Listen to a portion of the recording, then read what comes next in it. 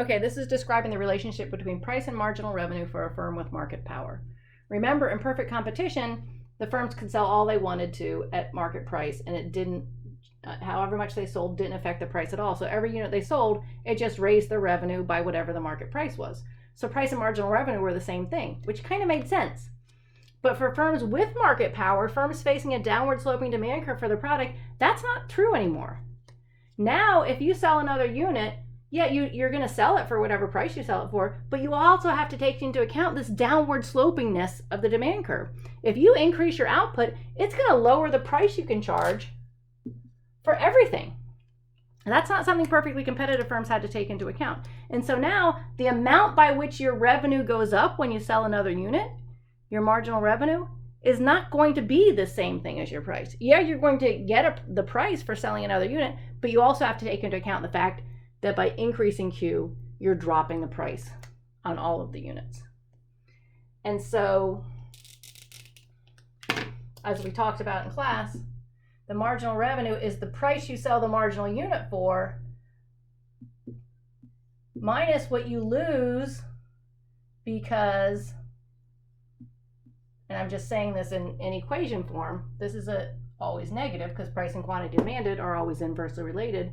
So marginal revenue is always the price you sell the marginal unit for minus, because this will be a negative term, minus what you lose because when you increase quantity, it decreases the price you can charge for all of those units you could have sold at the higher price.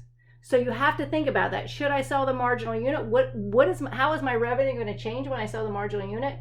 It's going to increase by the price of the marginal unit. There's that, you'll get that, but you're also going to lose because anytime you increase your output, it's going to drop the price on everything. So as an example, with this demand curve over here, we can see that total revenue at point A, we're making 2 units and selling them for a price of $16. So total revenue is $32. At point B, if we show up with 3 units, if we show up to market with 3 units instead of 2, yeah, we'll sell an additional unit and we'll sell it for a price of $14. But we're also going to sell those first 2 units at a price of $14 instead of $16. So what's that? 42. So my revenue has gone up. That's a dollar sign. My revenue has gone up by, we can see, $10. So yeah, I sold an additional unit, my revenue went up, but look, my revenue went up by $10, $32 to $42, even though the price I sold that marginal unit for was $14.